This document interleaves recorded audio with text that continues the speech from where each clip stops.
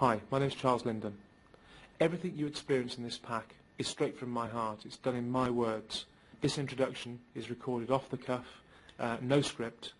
I just want to make that clear because obviously you might wonder why I stumble over some of my words.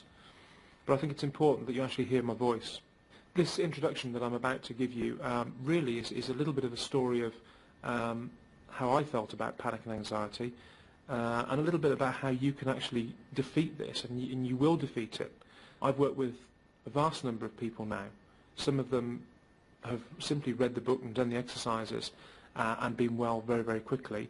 Some of them, it's taken longer for them to have self-belief that they're not going to keel over and die or suffocate or whatever their specific fear is. So that's the essence of what I'm trying to say to you. So the first thing I need to say to you is that you're not going to die. You're not going to keel over. You're not dying of some horrific disease, whatever you think that might be, that you can get through this. That's very, very important, and believe that, because if you don't believe it, you won't get better. You really won't get better. You must understand this. Hopefully you've read the book by now, and you'll recognise in it some of the things that you're experiencing, the sensations, the emotions, and the symptoms in general. You can also see that many, many people worldwide suffer with these conditions, very similar to your own. Of course, in some cases they differ slightly in as much as, obviously everybody experiences different feelings, different sensations, the nerves react differently, the brain reacts differently, and you just experience different things. But that doesn't mean that anything that you're experiencing is any different to the condition that other people have got. It is just simply that your body is reacting differently. It can also produce very varying symptoms in different people. I suffered with things like cold hands and numbness in my face, for example, which are two of the symptoms that were never explained. Other people get pain in their limbs. Some of them get pain in their feet, which I did experience, but for a very short time. So you can see that there are a lot of symptoms during the anxiety period, and also with withdrawal from benzodiazepines or any other kind of sedative, that are pretty hideous, but at the end of the day they're sensations. They're your brain sending mixed messages to your body. They're nothing more. At the end of the day, nobody has ever died or ever been seriously ill as a result of having a sensation. Sensations are there to warn the brain that there could be heat, there could be cold, there could be a danger to the body. Sensations, no matter where they are in your body, internally or externally, on your skin, in your eyes, your ears, whichever sensory organ picks them up, they are just sensations. None of this means that there's something else wrong with you. If you've been diagnosed by a doctor, if you know that you're having panic attacks, if you're certain about that, but you're experiencing other symptoms as well, then, it is 100% that you are suffering from an anxiety-related illness. So don't start worrying that you might have some horrible disease of some sort. I know that you all worry that, that you may have heart disease or cancer or something horrible like that. Put it out of your mind. It just isn't there. People react differently to all sorts of things, and we're all a product of our own individual lives. If we live in a cold climate, we're going to be colder than people that live in the tropics, for example. So your environment makes a big difference to how you feel just generally. Some people get colds frequently, others don't. Some people suffer regularly from sore throats, and others don't. That's just the way we're built, and it doesn't mean that we're any different from each other. It just means we react differently. The bottom line, though, at the end of all this, is that we don't have to put up with this. Whatever we're feeling now, the bottom line is that we don't have to put up and live with this. We carry on with our lives, and they will be affected, but not forever. And no matter how badly they're affected at this point, you can still go on with them. I went through stages of my illness where I couldn't even get off the sofa. Literally, people were carrying me around the room, but I carried on. And you have to carry on. You don't have a choice. Your life can be good again. So, just settling for watching television all day is not the right thing to do, no matter how bad you feel. Whatever the trigger or whatever caused your anxiety and panic attacks, it's important that you see the problem and solve it. But it isn't important to dwell on that. Whether it was a bereavement, or whether it was a loss of a job, or whether it was something else that affected you, or whether it was nothing, whether it was just a culmination of life experiences that just caused you to become this way, they can be unlearned. Your body has learned to be this way. Your body can learn to undo all that. It might take longer than it took you to get into this situation. You know, I woke up one day and I was having panic attacks. It happened overnight. After I came off my tranquilizers, it probably took me 2 years to become what I would call well again. You know, 90% well. So it could take a long time. However, your body can relearn and your mind can relearn to be as healthy as you were back then. This pack doesn't bore you with flight and fight speeches that you've heard 1,000 times from healthcare professionals or read in books or read on internet resources. You know, that is part of it. Yeah, you need to know how your body is reacting to adrenaline, and you need to know, you know, what the feelings are that you're experiencing and how you can possibly make those feelings better by reversing some of those responses in your body. But at the end of the day, you know, it's unimportant what's happening in your body. The important thing is that you can reverse it.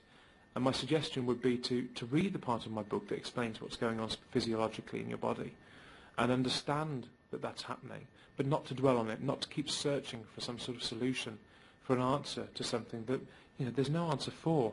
You know, the bottom line is you can be well again. I will show you how to be well again, but don't keep dwelling on this anxiety and this panic, flight and fight response, literature and information. It's overkill. You don't need it. I will show you in this pack that you can be well again. And although time, patience and strength are needed to get you there, the mechanics are really easy. There's nothing difficult about this. There's nothing difficult about getting into this situation, and there's nothing difficult about getting out of it. But the bottom line is that you can't do it without being determined, without wanting to be well again, and without bravery, and without time. You know, those things are the most important things. And only you are keeping yourself in this perpetual cycle. Nobody else is affecting that. If you can honestly say that you want to be fit and well again, that you want to be able to do the things that you used to be able to do, no matter how long ago that was, that you can be strong and look fear in the eyes and overcome it, and that you'll dedicate yourself to this until you re-enter normal life. And if you can say those things, we can start to rebuild your true self. If you aren't dedicated to that, if you feel you can't cope with it at the moment, then you won't do it. But you can cope. If anxiety and panic disorder are your problems, you can do it. No matter how unwell you feel, you can do this. Believe that. I've led people by the hand around blocks of houses. I've led people down the street. I've taken people from their bedroom after they haven't been out for months on end. Years in some cases. I've taken them by the hand and I've led them out of those houses. They've looked frightened, they've felt frightened, they've felt all of the things that we feel regularly. They've felt agoraphobic, they've felt panic coming on, they felt their heart racing. They've had full-blown panic attacks. But the bottom line is they did not die, they did not pass out. None of them, at any point. And if you can be strong and work through this, you will be well. So if you really believe those things, and if you can honestly say that you want to be well again, this is how we can do it. First of all, read the book carefully and fully, at least twice. If you haven't done so already, pick it up and read it fully. Read my story in detail. It may not be very relevant to your own story, but it will give you an idea of where I'm coming from, my experiences. Also, the self-help section that gives you some advice about the flight and fight responses and what's happening in your body, the symptoms.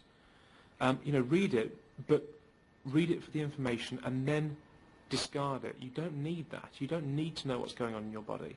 You don't need to internalize all of your thoughts and try and find some sort of answer within you. There isn't an answer in there. You won't find it. The answer is in your head. It's the way you think about this condition. Make notes on the reverse of each page if you want to, about how each of those conditions described on the page relates to you. If at all. I mean, it may not. You need to discover that yourself. But again, write the notes, understand what you're reading, and leave it alone. Don't keep going back to it. Don't use it as a reference. Highlight important sections if you want to. Not the sections that are important to you in terms of diagnosing how you feel or a specific symptom. Think about each section in depth, but just disregard it at the end. You don't need that again. Once you've read it and understood what those things are, what those facts are, what the things are that are happening to your body. You don't need it anymore. The most important thing is that you forget about that and you move on. Another thing is, if you're taking medication, anti-anxiolytic medication, maybe an antidepressant or a sedative of some kind, that's fine. Don't worry about that just now. Go to your doctor or see your doctor and discuss with them any of the side effects that may be associated with those drugs. And also, talk to him about some sort of withdrawal program, because I guarantee that at the end of this, if you follow this program, you won't need those drugs. It's highly unpleasant to come off drugs sometimes, but you can cope with it because you have been in the depth of your condition. You have been to the bottom level of your condition. You've experienced the worst. And it can only get better. You may experience that again, but it can only get better. Another important factor is to talk to your family and friends about your intentions to be well again. This doesn't mean saying to them, I want to be well someday. This actually means committing yourself to the fact that you are going to work on a program of recovery that will make you well again, that you intend to be well again, and give yourself a time frame. If you miss it, it doesn't matter, but say to yourself, in 2 months' time I'm going to be here, in 12 months' time I'm going to be here, however you feel comfortable, but make it realistic. Give yourself a 12-month period and say, in 12 months I want to be on a plane going on holiday again. In 12 months I want to be walking the dogs again. In 12 months I want to be back at work. Whatever your aim is, verbalise it to the people around you and tell them that you're going to go through hell for the next few weeks, months, however long, and that you need their support, but you are going to do it, and you're going to do it well and alone. I'll give you an example of somebody called Richard, a guy I worked with a couple of years ago now. He hadn't left his bedroom for 2 years. His life was revolving around an 8 by 10 room with the curtains drawn. His bed was unmade, and he used to lie on his bed all day. He thought that he was going to vomit if he stood up. He believed truly that if he stood up, he was going to panic, and that was going to cause him to throw up. He believed that if he left the house that he was going to die, that something was going to happen, he was going to choke or something like that. He had a copy of my pack about 2 years ago now, and after only a couple of weeks we got him walking to his car and back. He then got in his car in the second week, and we actually drove him around the block on which he lives to the corner shop. He didn't get out of his car. In the third week, he got out of his car. On the fourth week, he actually went to the pub with his dad. In week 5, he got a one-night-a-week job with his dad's company. And in month 5, he now works full-time again. This is a guy who hadn't left the house for years. He was scared to death that something would happen to him if he did leave the house, that if he did stand up, if he did actually go downstairs in the house.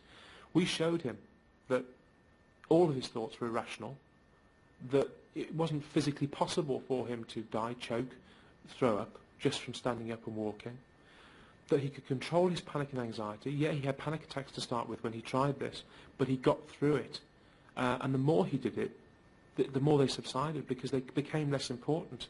He realised that he could do these things without having a panic attack. So the panic attack lost its energy, it lost its power. We empower panic and anxiety to do these things to us. We actually give it its energy. We can actually take that energy away, and we can do it in the way that we describe in this pack. Last week I bumped into Richard in a shop in the town locally where we live, and I hadn't seen him for probably 12 months, and he actually said to me that he and his girlfriend were going to France for Christmas on an airplane, his worst nightmare. And although he was worried of the prospect of going on a plane again, he's determined to do it, and he will do it. He's actually driven around the country on a number of occasions now on different holidays, and he coped. It was fine, and he's almost 100% well again. And yeah, he has his worries and he has his off days, but the essence is that he doesn't panic anymore. He doesn't have these anxiety symptoms. Now, you've got to listen to this carefully, because this is the holy grail of wellness, if you like. And when I say the holy grail, I mean it's the thing that we're all searching for. And it's very simplistic. The bottom line is that there is a very, very simple way of curing anxiety and panic.